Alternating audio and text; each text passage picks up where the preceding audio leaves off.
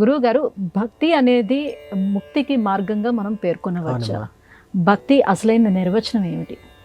నిజంగా శాస్త్రోక్తంగా చెప్పాలి అంటే మనకు నారద భక్తి సూత్రాలు అని ఉన్నాయమ్మా. నారదుడు గొప్ప భక్తుడు కదా. నిజంగా చెప్పాలి అంటే హరినామ తత్పరుడై నిరంతరం కూడా ఆయన ఎడదెగక ముల్లోకాలు కూడా, అంటే ఆయన ముల్లోకాలు తిరగడానికి కారణం కలహ కారణాలు కొంతమంది చెప్తుంటారు, కానీ హరినామాన్ని సర్వత్రా కూడా వ్యాపింపజేయడం ఆయన యొక్క లక్షణం.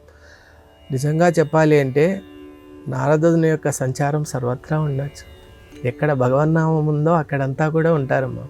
ఇప్పుడు ఇక్కడ మన మధ్య కూడా ఉండొచ్చు. ఎందుకంటే ఆయనకు భగవంతుని యొక్క నామం, భగవంతుని యొక్క తత్వం, భగవంతుని యొక్క నిజ వైభవం గురించి ఎక్కడైతే చర్చ జరుగుతుందో అక్కడికంతా ఆయన వచ్చే అవకాశం ఉంది. మనం ఈనాటికి చూస్తే మన సమీపస్థుడైనటువంటి త్యాగరాజ మహర్షికి ఆయన స్వరార్ణవం అనేటువంటి గ్రంథాన్ని ఇచ్చాడు నారద మహర్షి. అలాగే ఎంతోమంది సాధకులకు కూడా నారద మహర్షి యొక్క అనుగ్రహం చేత వాళ్ళు ఉద్ధరింపబడ్డారు. ఈనాటికి కూడా త్రిలోక సంచారం చేస్తూ ఏ లోకంలో ఉన్నా భగవంతుని పట్ల అనురక్తి కలిగి ఉన్నటువంటి వ్యక్తికి నారద మహర్షి దర్శనం కూడా అయ్యేటువంటి అవకాశం ఉంది.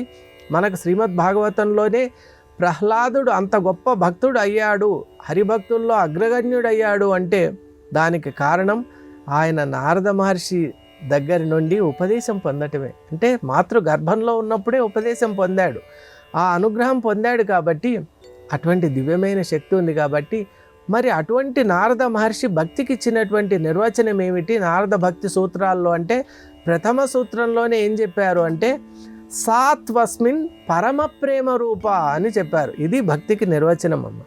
సాత్వస్మిన్ పరమ ప్రేమ రూప.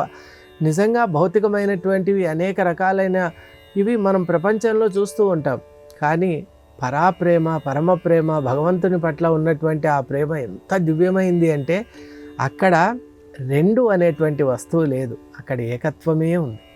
అందువల్లే ఇది గొప్పది. అక్కడ విచ్ఛిన్నం కాదు. ఎందువల్ల అంటే ద్వితీయాద్వై భయం భవతి అంటోంది శాస్త్రం. రెండు వస్తువులు ఉన్నప్పుడు ఎప్పుడు కూడా పరస్పరం అక్కడ అవగాహన లోపం కానీ అక్కడ ఘర్షణ సంఘర్షణకు అవకాశం ఉంటుంది.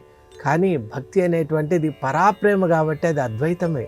ఆ అద్వైతంలో ఏకత్వమే ఉంటుంది. కాబట్టి కేవలం భగవంతుడే ఉంటాడు. మనం మరి లేమా అంటే సముద్రంలో అలలు లేవా?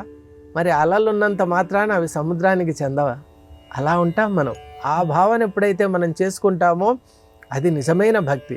అంతేకాని రాగద్వేషపూరితమైన భక్తి కూడా ఉంటుందమ్మా. అది ఎలా అంటే శైవ, వైష్ణవ, శాక్తేయ ఇలా భిన్న భిన్న రకాలు ఉంటారు కదా మన సంప్రదాయంలోనే.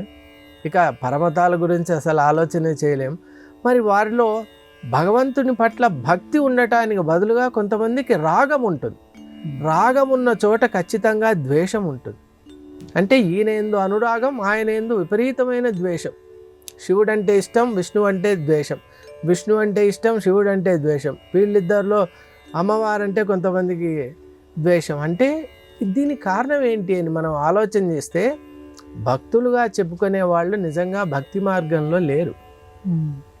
వాళ్ళది అనురాగం మాత్రమే, ఇష్టం మాత్రమే అక్కడ ఉంది. కాబట్టి ఇష్టం ఉన్న చోట అయిష్టం ఉంటుంది, ద్వైతం, ద్వంద్వం. కాబట్టి అలా కాకుండా సర్వదేవతా స్వరూపం కూడా ఒక్కటే అనేటువంటి ఒక అద్వైత భావన ఉన్నవానికి అసలు ఏ రూపాన్ని చూసినా కూడా శివునిలో విష్ణువు, విష్ణువులో శివుడు, ఈ ఇద్దరిలో శక్తిని దర్శించి అసలు ఆయనకు భేదభావం అనేటువంటిదే లేదు. కాబట్టి మనకు ఋగ్వేదం ఏదైతే చెప్పిందో ఏకం సత్ విప్రా బహుదా వదంతి అని, మనం అనేక నామరూపాలతో ఉన్నటువంటి ఏకమైనటువంటి ఆ పరమాత్మను మనం అనేక రూపాల్లో దర్శిస్తున్నాం, దర్శించిన రూపంలో ప్రకీర్తిస్తూ ఉన్నాం. కానీ ఉన్నటువంటి పరమాత్మ ఒక్కటే అనేటువంటి నిజరూప వైభవాన్ని గ్రహించిన వాళ్ళే నిజమైన భక్తులుగా మనం భావించాలి.